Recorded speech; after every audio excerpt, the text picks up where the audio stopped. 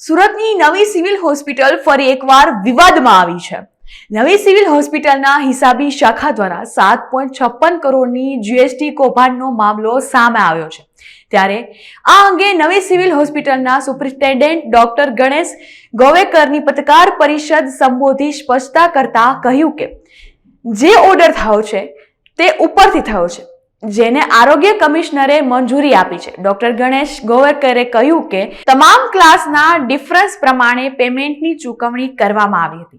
ઉચ્ચ અધિકારીના પત્રના આધારે એજન્સીને પેમેન્ટ કરવામાં આવ્યું હતું। અમારી પાસે આવી કોઈ ફરિયાદ આવી નથી। એજન્સીનું પેમેન્ટ બાકી હતું તે કરવામાં આવ્યું છે। તપાસ કર્યા બાદ જ પેમેન્ટ કરવામાં આવ્યું છે। ડાયરેક્ટર ઓફિસથી અગાઉ પત્ર મળ્યું હતું કે એજન્સીને પેમેન્ટ કરવામાં આવ્યું છે કે નહીં અને કોન્ટ્રાક્ટર તરફથી જીએસટી વિનાના બિલ રજૂ કરવામાં આવ્યું હતું। रिसेंटली अभी एक समाचार पत्र में ये आया था कि जीएसटी का कौभांड हुआ है। जीएसटी में 7.56 करोड़ का एक कौभांड हुआ है।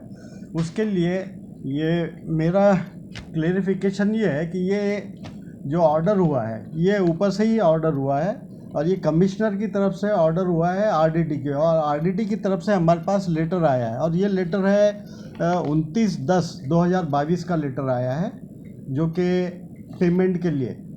और उस 29/10/2022 के बेस पे 6/12/2022 को ये आरडीटी की तरफ से ही जो डिफरेंस था आरडीटी की तरफ से कैलकुलेट करके आया कि कैटेगरी वाइज मतलब जो भी क्लास 1 2 3 4 जो जितने भी कैटेगरी है उसका जो डिफरेंस पेमेंट का जो डिफरेंस बाकी था वो सब कैलकुलेट करके आरडीटी की तरफ से ही आया है और उसी हिसाब से ये पेमेंट हुआ है। कमिश्नर के तरफ से ये लेटर है। कमिश्नर श्री મળેલ મંજૂરી અન્વયે મેન પાવર આઉટસોર્સના મંજૂર થયેલ ટેન્ડર મુજબની 1 થી 67 કેડરોમાં 1/4/2020 થી નિયમાનુસાર મળવાપાત્ર ભાવો ઉપર 18% જીએસટીની રકમ અલગથી ચૂકવવા તથા તારીખ 1/4/2020 થી 31/10/2022 સુધીનો તફાવતની ચૂકવવાપાત્ર રકમ મેનપાવર આઉટસોર્સ એજન્સી વિશ્વ એન્ટરપ્રાઇઝિસ મહેસાણાને એસ્ક્રો અકાઉન્ટ મારફતે ચૂકવવા આદેશ કરવામાં આવે છે। ये आरडीटी का लेटर है ये, और इसी लेटर के बेस पे हमने पेमेंट किया है। उसमें उल्लेख एक्चुअली ये फरियाद हमारे पास तो आई नहीं है, पर जितना मेरे नॉलेज में आया उस हिसाब से ये है कि जो 7.56 करोड़ का जो भी पेमेंट है वो एक्स्ट्रा दोबारा से किया गया, ऐसा कुछ उल्लेख है। अच्छा, ये जो फरियाद सीएम को हुई है उसको लेके कोई तपास की गई है? हमारे पास अभी इसकी कोई कंप्लेन आई नहीं है, इसलिए हमने कोई तपास नहीं करी।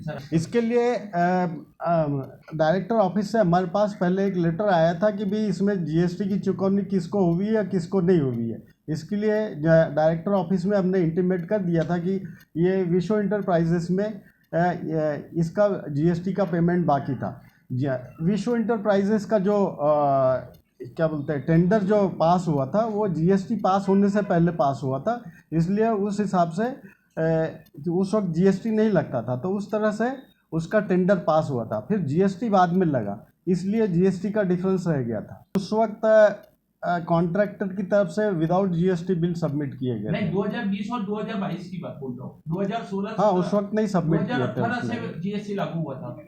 उस वक्त नहीं किए थे उसने जीएसटी वाले बिल में, कोई ऐसा नहीं था। उसमें बदली इसलिए की क्योंकि रिसेंटली हमारे यहाँ जो गरासिया करके एक ओएस था जो गांधीनगर से ट्रांसफ़र होकर यहाँ काम कर रहा था, तो उसकी ट्रांसफ़र वापस गांधीनगर हो गई थी और वापस नर्सिंग सुपरिटेंडेंट नर्सिंग कॉलेज में ये प्रिंसिपल की डिमांड थी कि उनके पास केवल एक जूनियर क्लर्क करके है और हमें उनको एक ओएस दिया जाए, और उस हिसाब से वो उसका ट्रांसफ़र किया गया। साथ में अभी रिसेंटली वहाँ पे एडमिशन कमेटी का भी काम चल रहा है, इसलिए उसका अकेले का नहीं ट्रांसफ़र किया गया, उसके साथ 2 डाटा एंट्री ऑपरेटर भी हमने दिए हैं ये सब काम संभालने के लिए। बिल जो आता है जैसे नीचे से चेक होता है कि सबसे पहले तो ये चेक होगा कि भाई जो लोगों ने काम किया है उस हिसाब से उनकी हाजिरी चेक होगी और उस हिसाब से बिल बन के ऊपर हमारे पास आता है और हमारा अकाउंट्स ऑफिसर चेक करके फिर मेरे थ्रू पास होता है।